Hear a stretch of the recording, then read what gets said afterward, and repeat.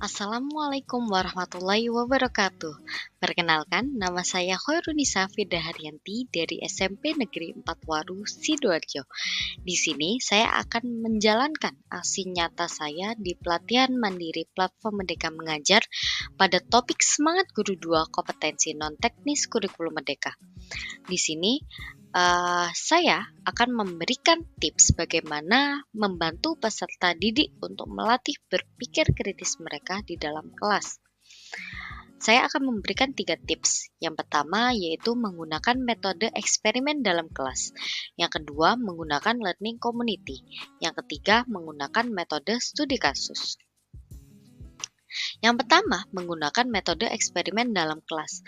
Metode eksperimen adalah cara penyajian pembelajaran dengan peserta didik yang melakukan percobaan sendiri dan memberikan kesempatan pada mereka untuk mengamati sendiri atau melakukan sendiri.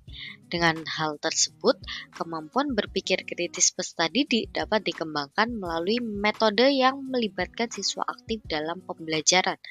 Tips yang saya berikan yang pertama yaitu berikan permasalahan yang dapat dipecahkan hanya melalui eksperimen. Sebagai guru harus melakukan perencanaan pembelajaran di awal dan memberikan langkah-langkah percobaan yang harus peserta didik lakukan untuk menyelesaikan suatu permasalahan atau untuk mencapai suatu tujuan. Nah, saat merencanakan pembelajaran tersebut, sediakan sumber daya yang diperlukan untuk eksperimen. Selanjutnya, berikan kesempatan kepada mereka untuk mengeksplorasi atau berdiskusi mengenai hasil eksperimen mereka. Yang kedua, yaitu menggunakan learning community.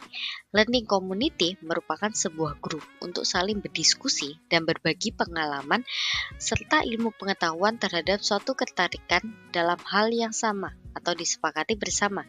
Di sini peserta didik didorong untuk saling bertukar ide, menganalisis informasi, dan mengevaluasi argumen dengan pemikiran yang kritis. Dengan hal tersebut, peserta didik akan bekerja sama untuk mencapai suatu tujuan.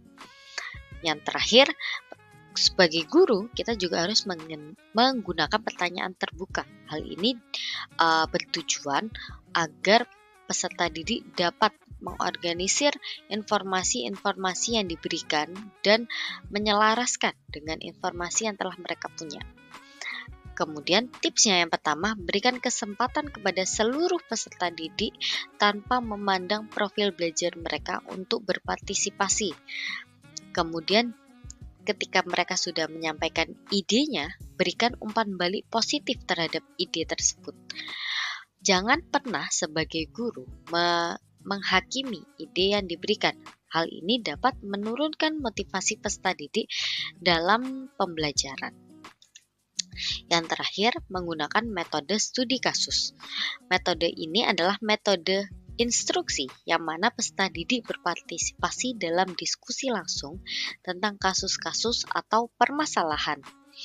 Tips yang saya berikan yang pertama, berikan kasus kontekstual yang sering dijumpai oleh peserta didik, sehingga ketika menyelesaikan kasus tersebut, peserta didik relate dengan apa yang akan dibahas dan apa yang harus mereka lakukan untuk menyelesaikan permasalahan tersebut. Kemudian sebagai guru, jangan lupa memberikan pertanyaan pemantik untuk permasalahan yang diberikan. Hal ini dapat menjadi scaffolding atau bantuan untuk peserta didik dalam menyelesaikan suatu permasalahan.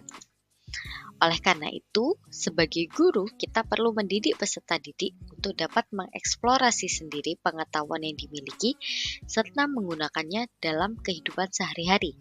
Karena pada dasarnya, pengetahuan sangat bermanfaat untuk keperluan lahir dan batin dalam kehidupan. Terima kasih, semoga informasi yang saya berikan bermanfaat. Wassalamualaikum warahmatullahi wabarakatuh.